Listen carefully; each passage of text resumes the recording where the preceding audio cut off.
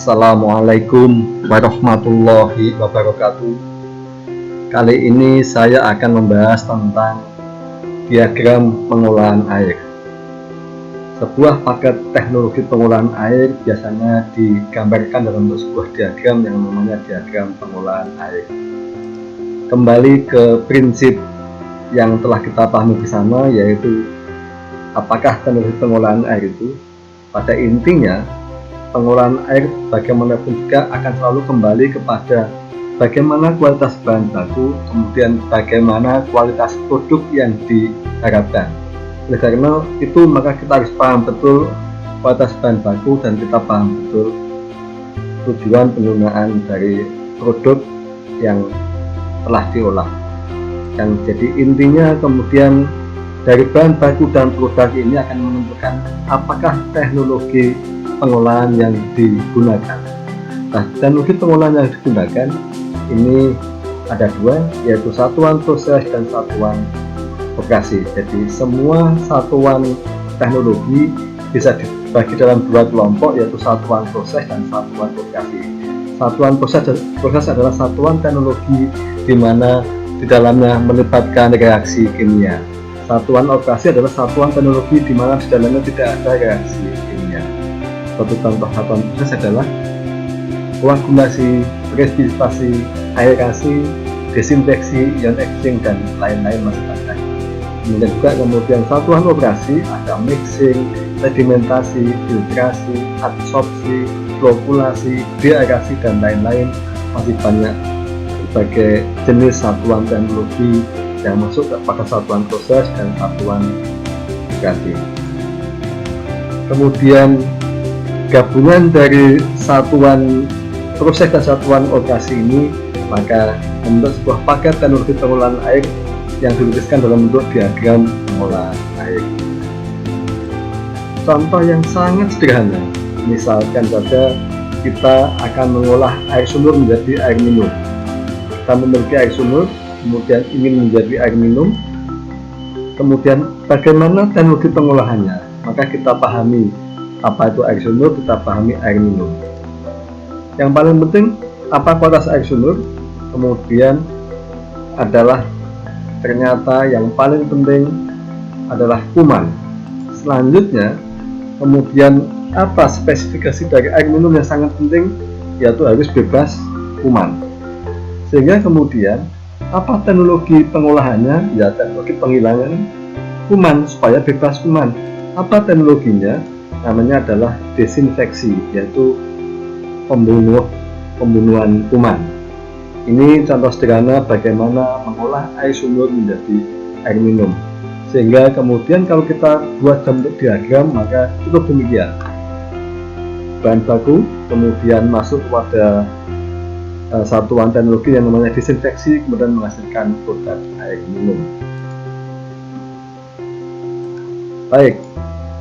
Jadi intinya selanjutnya adalah pemilihan satuan operasi maupun proses untuk pengolahan air sangat tergantung pada kualitas dan jenis bahan baku serta tujuan penggunaan dari air yang telah diolah. Kemudian satuan teknologinya, paket teknologinya bisa melibatkan bagian-bagian kecil saja dari satuan operasi dan proses, tetapi bisa juga lengkap hampir semua satuan operasi dan proses. Kembali lagi tergantung kepada bahan bakunya apa, kemudian akan diolah menjadi produk seperti apa. Baik, pada kali ini akan saya sampaikan beberapa contoh saja satuan operasi dan satuan proses. Satuan operasi misalnya adalah saringan mikron, aerasi, mixing, flokulasi, sedimentasi, filtrasi. Di sini sudah ada deskripsinya. Satu contoh misalkan aerasi, untuk menambah maupun mengeluarkan gas-gas dari air. Misal aerasi untuk menghilangkan Fe2+ dan Mn2+ terlarut.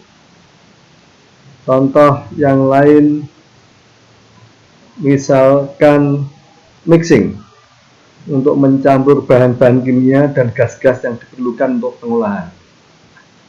Contoh sedimentasi untuk menghilangkan partikel-partikel seperti tanah dan pasir atau padatan atau blok tersuspensi.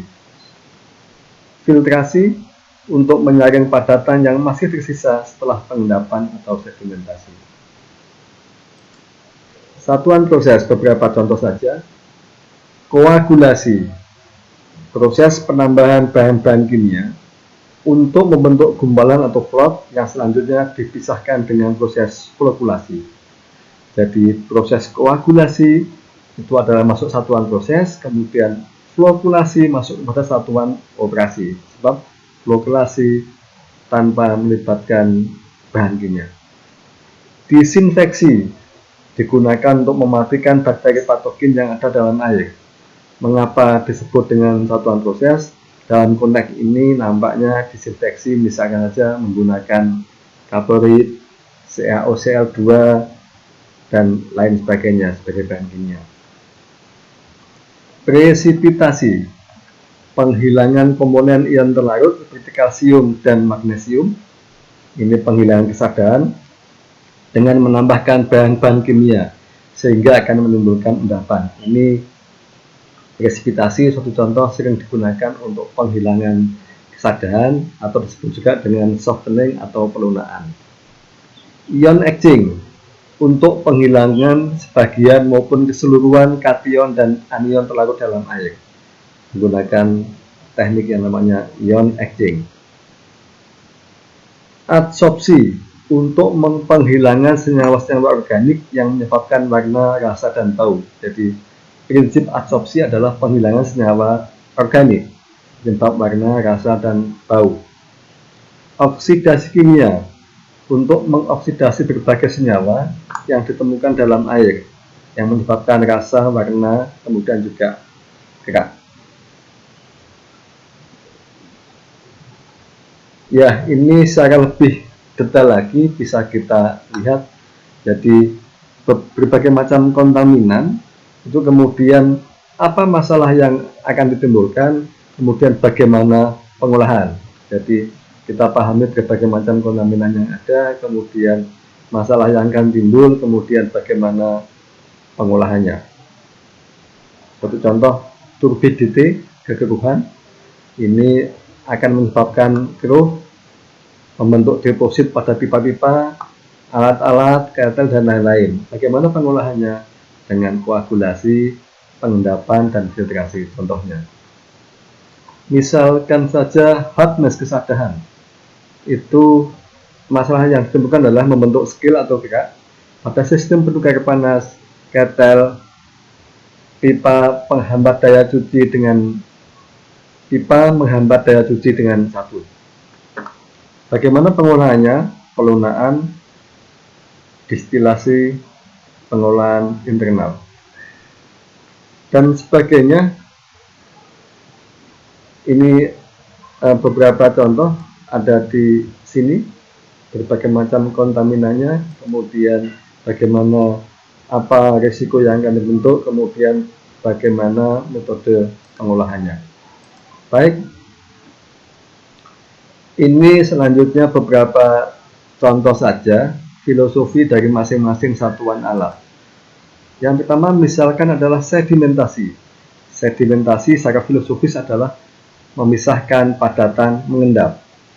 Ada dua macam padatan, yaitu padatan mengendap atau settable solid dan padatan non mengendap, padatan yang tidak bisa mengendap atau settable solid.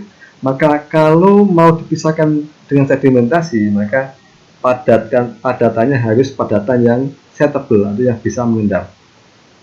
Ini hanya ilustrasi saja. Jadi ini tadinya pada waktu 0 itu ada beberapa jenis settable solid. Yang ini kemudian begitu diberi kesempatan waktu cukup panjang, maka kemudian yang settable akan turun ke bawah, yang non settable akan tetap di atas.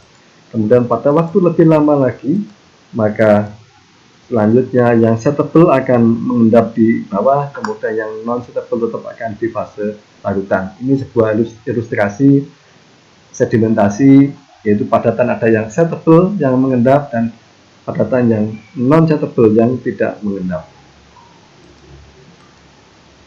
beberapa istilah sedimentasi, ada clarifier, ada thickener, ada flotasi. Flotasi itu kebalikan dari sedimentasi. Jadi dengan adanya penambahan gas atau udara, maka padatan akan cenderung mengapung, kemudian bisa dipisahkan, kebalikan dari sedimentasi. Ini hanya sebagai tambahan informasi tentang sedimentasi. Jadi intinya kecepatan dia mengendap akan sangat tergantung kepada jenis partikelnya.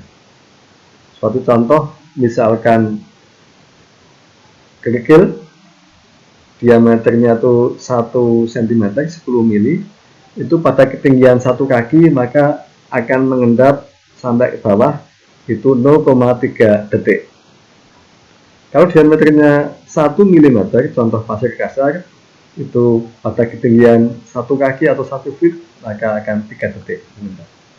Kemudian kalau diameternya 0,1, contoh pasir halus, itu 38 detik. Kalau contoh 0,01, itu misalkan aja lumpur, akan mengendap pada waktu 33 menit dan seterusnya. Jadi lama mengendap ini menjadi parameter penting betul ketika menentukan atau akan mendesain sedimentasi. Contoh ekstrimnya, kalau partikelnya diameternya 0,00001, ini adalah partikel koloid, maka secara ekstrim dia akan bisa mengendapnya menunggu 63 tahun. Dengan kata lain, memang koloid adalah partikel yang non-settable, sehingga tidak mungkin diendapkan dengan metode sedimentasi. Ini sebagai informasi, jadi harus tepat memilih alat sedimentasi. Ini informasi yang lain tentang sedimentasi. Intinya padatan ada 2 tipe. Jadi yang pertama partikel discrete, yang kedua adalah partikel flocculent. Ada partikel discrete itu partikel yang dia selalu terpisah satu sama lain, tidak saling tergantung, maka kemana-mana dia tetap tidak saling menggumpal. Tipe yang kedua, partikel flocculent, ini tadinya berjauhan, kemudian setelah itu dia menempel, setelah menempel dia jatuh ke bawah. Jadi ini 2 tipe partikel di dalam sedimentasi yang kemudian nanti akan memengaruhi bagaimana desain sedimentasi. Contoh yang lain, satuan operasi dan proses adalah koagulasi dan flokulasi. Secara filosofis bahwa koagulasi untuk memisahkan padatan tersuspensi dan koloid. Jadi sebagaimana tadi kita singgung, koloid tidak mungkin kita pisahkan dengan sedimentasi. Nah, bagaimana memisahkan koloid? Maka koloid bisa dipisahkan dengan yang namanya metodenya adalah koagulasi dan flokulasi. Baik, ini satu contoh. Kita memiliki padatan bersuspensi atau juga koloid. Kemudian kita berikan koagulan. Ada koagulan 1, koagulan 2. Nah, kemudian koagulan 1 dan koagulan 2 selanjutnya akan bereaksi membentuk endapan atau vlog. Nah, ketika 2 koagulan ini ketemu membentuk vlog, maka kemudian dia akan menjebak padatan suspensi yang ada, sehingga akan membentuk vlog-vlog yang kemudian bisa bergabung menjadi vlog yang lebih besar, nanti kemudian yang namanya flokulasi. Itu jadi filosofisnya berbeda sekali antara koagulasi dengan sedimentasi. Contoh yang lain, satuan proses adalah presipitasi. Itu intinya adalah menghilangkan kation atau anion terlarut dengan penambahan bahan kimia. Ini sering dipakai untuk proses softening atau pelunaan. Ya, ini sebagai ilustrasi. Maka kita kalau memiliki air, di sana ada kation atau anion terlarut, kemudian intinya adalah kita tambahkan bahan kimia. Jadi proses presipitasi itu intinya adalah ada penambahan bahan kimia. Nah, kemudian bahan kimia yang kita tambahkan akan bereaksi dengan kation atau anion terlarut. Kemudian setelah bereaksi, ini bahan kimia yang kita masukkan, ini adalah kation anion terlarutnya, bereaksi, kemudian dia akan mengendap, kemudian bisa dipisahkan. Ini namanya proses presipitasi. Contoh selanjutnya adalah ion etching. Ini juga intinya adalah menghilangkan kation dan anion terlarut. Nanti selanjutnya kita harus tahu apa bedanya ion etching dengan presipitasi. Sama-sama menghilangkan kation dan anion terlarut. Baik, ini sebagai ilustrasi. Jadi kita memiliki sebuah kolom, isinya adalah namanya kolom penukar ion. Kemudian kita memiliki air, di dalamnya ada kation anion juga. Kemudian intinya adalah ketika air ini kontak dengan penukar kation atau anion, maka kation yang dimiliki oleh kation penukar kation akan dilepas, kemudian dia gantian mengikat kation yang ada dalam air, sehingga kation yang diikat oleh penukar kation dia dilepas, kemudian digantikan oleh kation yang dari air. Ini namanya prinsip dari kedua penukar kation dan anion. Demikian sehingga akhirnya yang keluar adalah kation dari penukar kation ketemu dengan anion yang di dalam air mula-mula. Itu prinsip ion etching atau penukar kation atau anion. Baik, ini tambahan untuk koagulasi flokkulasi. Jadi koagulasi itu intinya adalah rapid mixing dengan penambahan bahan kimia. Flokkulasi adalah slow mixing, kadang-kadang dengan penambahan koagulan aid atau disebut dengan flokkulan.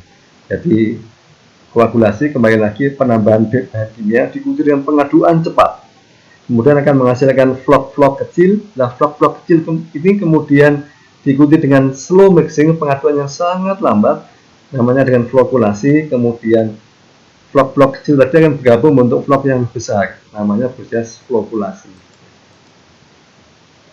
Baik, selanjutnya mestinya masih banyak sekali satuan operation proses. Kemudian satuan operation proses tadi itu kemudian bisa digabung-gabung membentuk sebuah paket teknologi. Ini contohnya adalah pengolahan air dari pengolahan air sumber menjadi air minum dalam kemasan. Ini sangat terkenal. Baik, satu contoh. Ini adalah air sumbernya, masuk ke dalam bak tandon. Bak tandon kemudian sebelum masuk ke tangki umpan diberi dulu osion. Ini untuk angka keamanan supaya bakteri yang ada dalam air sumber sudah bisa mati. Dari air umpan kemudian masuk ke filter multimedia, kemudian masuk ke karbon aktif. Kita ingat karbon aktif untuk menghilangkan bahan organik penyebab rasa, warna, dan bau. Kemudian masuk ke saringan yang lebih kecil, yaitu ukuran 5, 3, dan 1 mikron. Kemudian masuk ke unit ultraviolet, jadi dikontakkan dengan lampu ultraviolet. Ini juga harapannya supaya bisa mematikan kuman. Jadi kuman dimatikan di samping osion juga melalui lampu ultraviolet. Selanjutnya selesai masuk ke tangki produk. Dari tangki produk kemudian siap dikemas, baik mesin cup, baik galon maupun botol. Nah, sebelum masuk ke masing-masing kemasan, ini juga diberi kembali osion untuk memastikan supaya kuman yang akan masuk tidak akan ada lagi kuman yang hidup. Ini contoh sederhana penggunaan satuan operasi dan proses pada pengolahan air menjadi air minum dalam kemasan. Contoh yang lain, ini yang lebih lengkap lagi. Bahan bakunya air sungai, ingin menjadi air umpan boiler dan air proses. Sudah tentu karena bahan bakunya air sungai, kemudian menjadi umpan boiler dan proses, pasti akan melibatkan satuan operasi dan proses yang jauh lebih banyak. Baik, intinya air sungai masuk ke bak pencampur. Ini adalah ada koagulasi flokkulasi. Kemudian ada pengendapan, dari pengendapan muncul padatan lumpur, kemudian diendapkan masuk ke menjadi lumpur padat.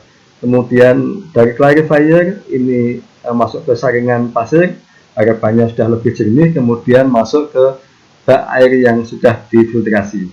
Dari sini sudah bisa dimanfaatkan untuk kepentingan domestik, air pendingin, air sanitasi. Nah, kemudian setelah ini ingin masuk ke unit demineralisasi, karena akan digunakan untuk air umpan boiler dan air proses, maka masuk ke unit demineralisasi. Yang pertama kali masuk ke filter karbon dulu, kemudian masuk penukar kation exchanger, masuk ke dekarbonator penghilangan CO2, kemudian masuk ke penukar anion penghilangan anion Cl-, NO3-, dan HCO3-. Jadi setelah dari unit ini maka sudah ada penukar kation, ada penukar anion, sehingga kation dan anion sudah habis. Inilah yang namanya unit demineralisasi. Selanjutnya masuk ke unit deaerator, itu ditambahkan zat pengikat oksigen namanya hidrasin dan sebagainya, ada banyak macamnya, sehingga untuk meyakinkan bahwa tidak ada lagi oksigen yang masih ada dalam air. Ini harapannya nanti untuk sebagai bahan baku ketel tidak menyebabkan korupsi. Selanjutnya masih tambah lagi zat anti gerak atau anti scalant agent, ini untuk memastikan bahwa tidak ada lagi oksigen yang akan masuk, yang masih ada di dalam air umpan ini. Selanjutnya siap masuk ke ketel maupun masuk ke proses. Contoh berikutnya adalah diagram pengolahan air di kolam renang. Ini sederhana, banyak sekali kita temukan. Jadi kolam renang pada umumnya dari sumber air bersih, kemudian masuk ke unit disinfeksi, ditambahkan carburet. Dari carburet masuk ke unit balancing tank, kemudian dari balancing tank dilewatkan ke saringan pasir, siap masuk ke kolam renang. Dari kolam renang kemudian ditambah lagi bahan-bahan kimia untuk disinfeksi, kemudian overflow, masuk ke balancing tank, masuk ke saringan pasir, dan seterusnya. Siklus tidak ada hentinya untuk proses pengolahan air di kolam renang. Jadi di kolam renang intinya air secara umum tidak pernah ganti, hanya ditambahkan beberapa make up saja sesuai dengan kebutuhan. Demikian, mestinya masih banyak sekali teknologi yang lain untuk berbagai macam pengolahan. Ini hanya beberapa contoh, paling tidak sebagai basic, bahwa ketika kita akan mengolah dari bahan baku menjadi produk, maka kita akan perlu pemahaman yang baik, apa itu bahan baku, apa itu produk, kemudian apa paket teknologi yang diperlukan. Demikian, semoga bermanfaat. Sampai ketemu di lain kesempatan. Bila taufiq wal hidayah. Assalamualaikum warahmatullahi wabarakatuh.